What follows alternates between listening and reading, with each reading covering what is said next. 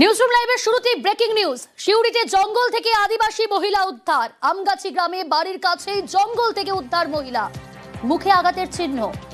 শিউড়িতে জঙ্গল থেকে আদিবাসী মহিলা উদ্ধার। সুপ্রতিম রয়েছে সরাসরি আমার সঙ্গে। সুপ্রতিম, প্রথমে জানতে চাইব ঠিক কি ঘটনা ঘটেছে?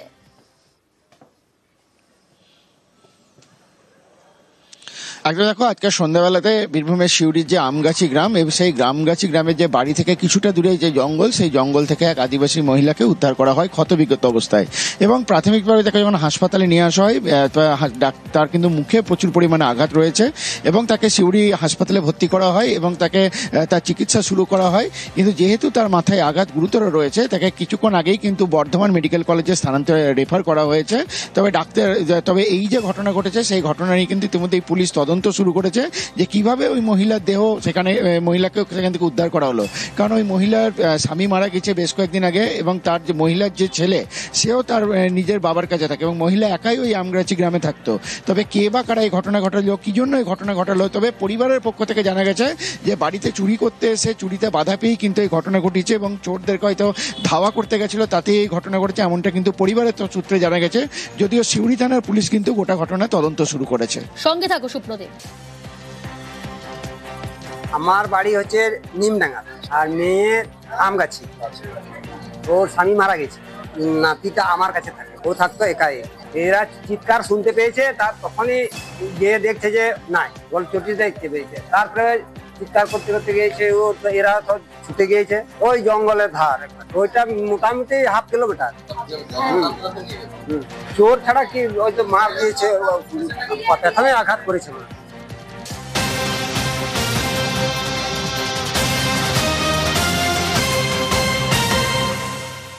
মহিলার বাবার অভিযোগ, চুরিতে বাধা দিতেই হামলা।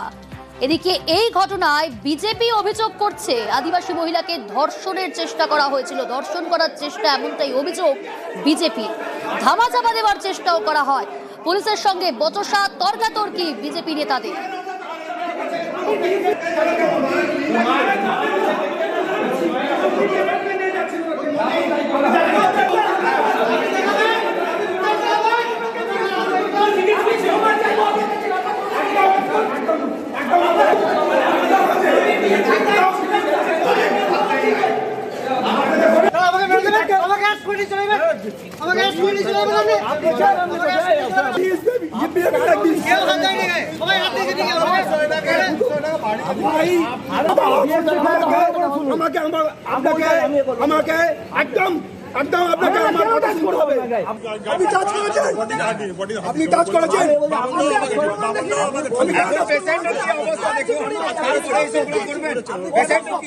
বিজেপি নেতাদের পুলিশের সঙ্গে তর্কাতর্কি হাসপাতালের সামনেই।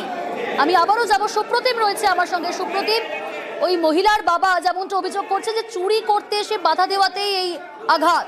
এদিকে বিজেপির তরফ থেকে অভিযোগ করা হচ্ছে যে মহিলাকে ধর্ষণের চেষ্টা করা হয়েছিল। আর কি অভিযোগ বিজেপি?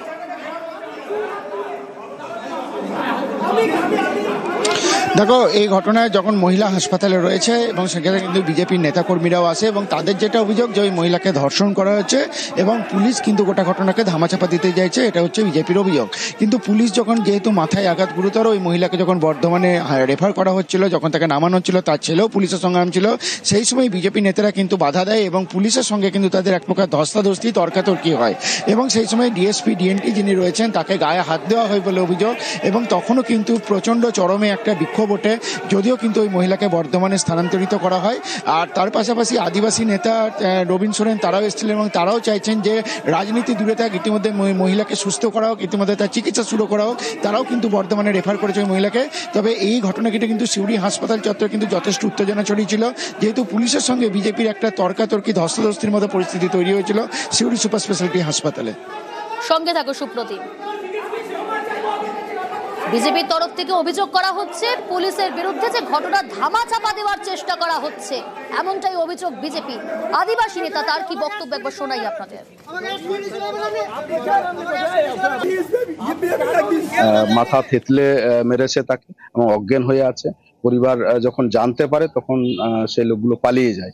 এবং সন্দেহ করা হচ্ছে কখনো চুরি, কখনো আবার কেউ অন্য অসৎ অবস্থায় ঢুকেছিল, অসৎ মন্তব্য নিয়ে ঢুকেছিল কিনা, সেটা এখন তদন্তের বিষয় চলছে এবং পরিবারও ঠিকমতো বলতে পারছে না এই মুহূর্তে। মহিলাটা অজ্ঞান হয়ে আছে, এখন মাথায় লেগেছে, তা মাথায় লেগে এখানে স্ক্যান সেরকম হচ্ছে না। আগে যদি এখানে টেস্ট করা হয় সেগুলো, তাহলে মনে হয় না কোথাও তাকে বাঁচানো যাবে কিনা। তাকে যত দ্রুত গতি তাকে বাঁচানো যায় পেশেন্টকে, তারপরে তো টেস্ট আমরা নিশ্চয়ই করব, নিশ্চয়ই আমরা বলবো।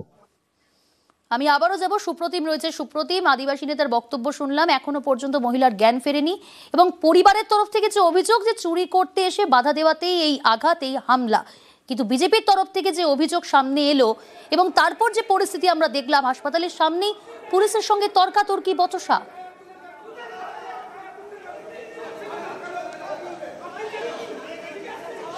একদমই, দেখো মহিলাকে তো আজকে সিউড়ি সুপার স্পেশালিটি হাসপাতালে ভর্তি করা হয় এবং চিকিৎসকরা যেটা জানিয়েছিলেন যে তার মাথায় গুরুতর আঘাত রয়েছে এবং তাকে সঙ্গে সঙ্গে সেখানে কিছুটা পরীক্ষা করার পর সিউড়ি হাসপাতাল থেকে বর্ধমান সুপার স্পেশালিটি হাসপাতালে রেফার করা হয়েছে। কিন্তু যখন যে মহিলাকে রেফার করা ছিল সেই সময় কিন্তু বিজেপি নেতারা বাধা দেয় এবং পুলিশের সঙ্গে তাদের একটা তর্কাতর্কি, ধস্তাধস্তির মতো পরিস্থিতি তৈরি হয় এবং বিজেপি নেতাদের যেটা অভিযোগ যে ওই মহিলার পুরোপুরি শারীরিক পরীক্ষা ছাড়াই কিন্তু মহিলাকে রেফার করা হচ্ছে। তো সেক্ষেত্রে কিন্তু ধর্ষণের চেষ্টা করা হয়েছে নাকি ধর্ষণ হয়েছে সেটা তারা পুলিশ গোটা ঘটনা চাপা দিতে চাইছে, ধামাচাপা দিতে চাইছে, এমনটাই কিন্তু বিজেপির অভিযোগ। যদিও যেটা আমরা জানতে পেরেছি যে যেহেতু গুরুতর আঘাত রয়েছে ওই মহিলার, যাতে তাড়াতাড়ি চিকিৎসা শুরু করা হয় সেই কারণে তাকে বর্ধমান মেডিকেল কলেজে রেফার করা হয়েছে। তবে যেহেতু হস্তাধস্তি তর্কাতর্কির মতো পরিস্থিতি তৈরি হয়েছিল তাতে সিউড়ি সুপার স্পেশালিটি হাসপাতালে কিন্তু যথেষ্টই উত্তেজনা তৈরি হয়েছিল। বেশ, ফ্যামিলির লোককে স্ন্যাচ করে নিয়ে চলে যাচ্ছে। পুলিশের যেন দায় পড়েছে দোষীকে আড়াল করা। পেশেন্টটা রেফার হয়েছে, পেশেন্টটা ভালো থাকুক, কিন্তু পেশেন্টটাকে উইদাউট পরীক্ষা রেফার করছে। Whether she has raped or not yet tested. এখানে কোনো পরীক্ষা নিরীক্ষা ব্যাপার নাই। সুপার বলছে আমাদের দায়িত্ব নাই। পুলিশ স্ন্যাচ করে নিয়ে পেশেন্টটাকে বাইরে পাঠাচ্ছে, রেফার করছে।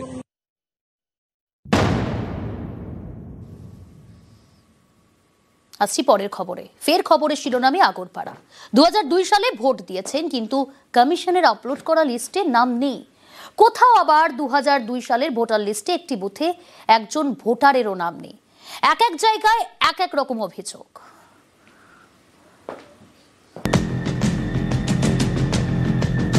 স্পেশাল ইন্টেন্সিভ ডিভিশন চালু হয়েছে পশ্চিমবঙ্গে। তার আগে এসআইআর হয়েছিল 2002 সালে। 2002 সালের লিস্টে নাম থাকলে আর কোনো নথি দেখাতে হবে না, কিন্তু 2002 এর এই ভোটার লিস্ট নিয়ে ভুরি ভুরি অভিযোগ। যেমন উত্তর 24 পরগনার বসিরহাটে স্থানীয়দের দাবি 2002 সালে এখানকার একটি বুথে ভোটার তালিকায় ছিল 896 জনের নাম। এবার লিস্টে সেখান থেকে 48 জনের নাম বাদ গিয়েছে। এতেই তৈরি হয়েছে আতঙ্ক। আমরা 2000 সাল থেকে ভোট দিচ্ছি। হ্যাঁ, তখন নাম ছিল, এখন নতুন লিস্ট বার হয়েছে, এখন বলছে যে তোমাদের নাম কাটা পড়েছে। আমাদের ছেলেপিলি কোথায় কি করবে, কিভাবে ভোট দেবে ওরা ভোটটা তো হতেই পারবে না। আমি চাইছি যে আমি যেন যেভাবে ভোট দিই, আগেও দিয়েছি, এখনো যেন সেইভাবে দিতে পারি। উত্তর 24 পরগনার আগরপাড়া এখানকার ইলিয়াস রোডের বাসিন্দা স্বপন কুমার দে। তার দাবি 1990 সাল থেকে ভোট দিচ্ছেন, কিন্তু 2002 সালের ভোটার তালিকায় তার নাম নেই। পরিবারের 3 সদস্যের নামও বাদ গিয়েছে। এরপরেই তিনি স্থানীয় কাউন্সিলরের দ্বারস্থ হন। আমি এসআই নিয়ে একটু আতঙ্কের মধ্যে আছি। 2002 সালে ভোটার লিস্টে আমার পুরো ফ্যামিলির নাম বাদ। আমি 90 সালে প্রথম ভোট দিয়েছি, লাগাতার ভোট দিয়েছি। কোনো বছর এমন হয়নি যে ভোটার লিস্টে নাম নেই, আর আমার সমস্ত ডকুমেন্টস আছে। হ্যাঁ, আতঙ্কিত স্বাভাবিক। মেদিনীপুর শহরের হঠাৎ পল্লী 2002 সালের পর গড়ে ওঠে ওই এলাকা। স্থানীয়দের দাবি এলাকার বেশিরভাগ বাসিন্দাই বাংলাদেশি। পরে ভোটার তালিকায় নামও ওঠে প্রায় 200 জন ভোটার, কিন্তু 2002 সালের তালিকায় নাম নেই। এই নিয়েই তারা উদ্বেগে। আগে বাংলাদেশে ছিল। কোন জায়গা দিয়ে আপনারা ঢুকেছেন? ভোটার কার্ড কত সালে হয়েছে? 2012-তে। এবারে এসআইআর হচ্ছে, কি করবেন? কি করবো, আমাদের যা বলার তা বলবো। আমরা বাংলাদেশ থেকে অত্যাচার আইছি। এখন যদি ভারত সরকার আমাদেরকে রাখতে দেয় বা ভোটার করবে। ভোটার লিস্টে তো নাম নেই। সে লিস্টের নাম যারা ওই বীরভূম, বর্ধমান ওখান ছিল তারা সেখান থেকে আনবে, যারা বাংলাদেশের তাদের থাকবে না। আমরা গেছি, তাদের কাছে গেছি, যে ডকুমেন্টস গুলো লাগবে সেগুলো দেওয়ার জন্য বলেছি, আর তাদেরকে ওই অ্যানিমেশন ফর্মটা ফিল আপ করতে বলেছি। তারপরে দেখা যাক কি হয়। না, আমাদের তো কিছু করার থাকবে না, আমরা সেভাবে কিছু তো করতে পারবো না। নদিয়ার কল্যাণীর চর যাত্রা সিদ্ধি, এখানকার 1157 জন ভোটারের নাম 2002 সালের ভোটার লিস্টে নেই। স্থানীয়দের দাবি 1980 সাল পর্যন্ত গঙ্গা পেরিয়ে হুগলির বলাগড় বিধানসভায় ভোট দিতেন। অন্য জেলা থেকে নদী পেরিয়ে ভোট দেওয়ায় শুরু হয় আইনি টানাপোড়েন। 1980 সালে তাদের ভোটার তালিকা থেকে নাম বাদ যায়, জল গড়ায় কলকাতা হাইকোর্টে। শেষমেশ নির্বাচন কমিশনের উদ্যোগে 2009 সালে তাদের নাম ভোটার লিস্টে ওঠে। বিধানসভা কেন্দ্র কল্যাণী, কিন্তু টানাপোড়েনের জেরে 2002 সালের ভোটার লিস্টে নাম না থাকায় তৈরি হয়েছে আতঙ্ক। আমাদের গ্রামে 1200 ভোটার আছি আমরা, কারোরই 2002 সালে নাম নেই। কেননা আমাদের 2009 সালে ফার্স্ট আমাদের ভোটার লিস্টে নাম উঠেছিল। চাপানুতর হুগলি বলছে নদিয়ায় তোমরা যাও, আমরা বললাম আমরা হুগলিতে যাব। হুগলি নদিয়া এমনি করে করে এতদিন আমাদের ভোটে নাম উঠেনি। আগে আমরা হুগলিতে ভোট দিতাম। এসআইআর চালু হয় নিউ টাউন সহ বিভিন্ন জায়গা থেকে পরিচারিকারা কাজ ছাড়ছেন। অভিযোগ তুলেছেন দিলীপ ঘোষ, শুভেন্দু অধিকারী। আমাদের কাছে খবর আছে বহু জায়গায় অবৈধ যে বস্তিগুলো গড়ে উঠেছে বাংলাদেশিদের দ্বারা, সেখান থেকে পলায়ন আগের থেকে শুরু হয়েছে। কাজের লোক চলে যাচ্ছে, রাইমিস্ত্রির কাজ করতে চলে যাচ্ছে, লেবারের কাজ করতে চলে যাচ্ছে। টিএমসি বলে রেখেছিল এসআইআর করতে দেবো না, কিন্তু ওরা বুঝে গেছে এসআইআর শুরু হয়ে গেছে আর ধরা পড়ে যাবে, আর সেই জন্য পালাচ্ছে এবং পালাতেই হবে। নিজে নিজে চলে গেলে ভালো, না হলে জেলের ভাত খেতে হবে। বর্ডার এলাকার গ্রাম ফাঁকা হয়ে গেছে, নিউ টাউনে কাজের লোকরা নাই, হাওয়া হয়ে গেছে। হিন্দুদের কিচ্ছু চিন্তা করতে হবে, সিএএ তে অ্যাপ্লাই করুন, বাকিটা আমরা বুঝে নেব। পরিচারিকা সংগঠনের দাবি, যারা বাড়িতে কাজ করছেন তাদের ভয় দেখানো হচ্ছে। গৃহসহায়িকারা যেহেতু বস্তি অঞ্চলে তারা বাস করে, তাদের শিক্ষাগত যোগ্যতা সেরম নয়, তাদের মধ্যে এই বিভ্রান্তিটা ছড়ানো সহজ বলে এরা মিথ্যাচার চালিয়ে যাচ্ছে। সব গৃহসহায়িকারা সুরক্ষিত আছে, যে যেখানে এতদিন বাস করতেন তারা সেখানেই আছেন। নিউজ 18 বাংলা।